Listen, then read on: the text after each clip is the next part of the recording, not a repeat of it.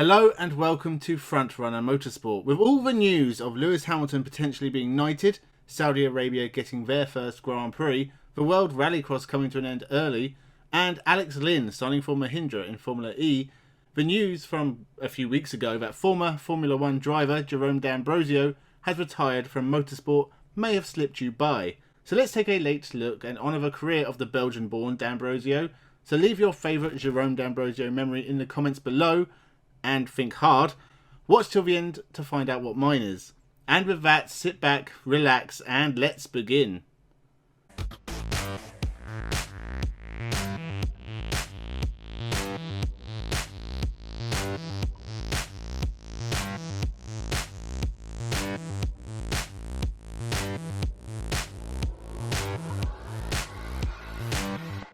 Welcome to Frontrunner Motorsport.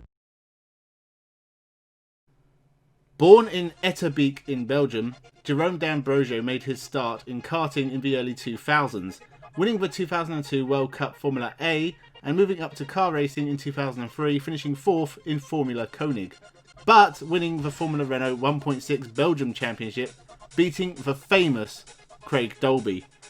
He'd spent the next few years racing in various Formula Renault competitions, not having a lot of success, but in 2007 he would win the International Formula Masters, beating decent New Zealand racer Chris van der Drift.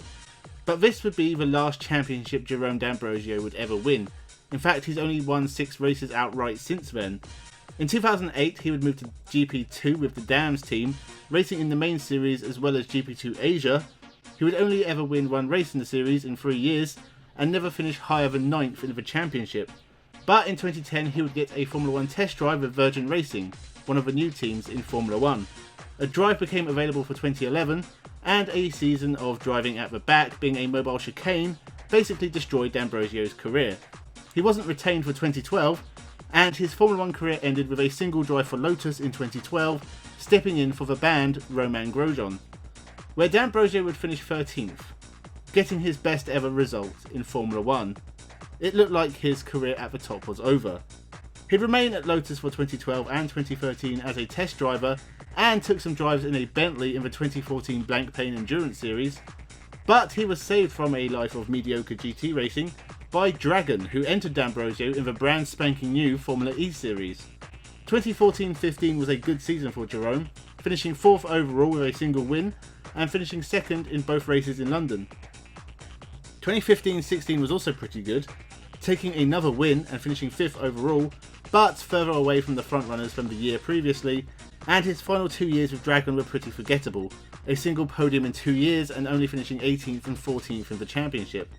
He'd switched to Mahindra for 2018-19 and led the championship early on after taking his final win at Marrakesh, but the rest of the season was a struggle, and D'Ambrosio finished up 11th before only finishing 16th overall in his final year as a full-time race driver. So for 2021, Jerome D'Ambrosio has stepped away from racing and instead will take a role for the Venturi Formula E team. He will be the deputy team principal alongside Susie Wolff, who owns the team. They've always been a midfield team, with a single win since the series began with Eduardo Mortara in Hong Kong in 2018. So Jerome D'Ambrosio and all his experience in single-seaters will be looking to help elevate the team up the field, and I wish him all the best. He was never the greatest racing driver of all time, but he was a decent hand, and honestly he's only 34, so if he decides he wants to jump back in, then I'm sure plenty of teams would love to have him at the wheel. I could see him at Le Mans. Formula E begins again soon, just 50 days, pretty much give or take a couple.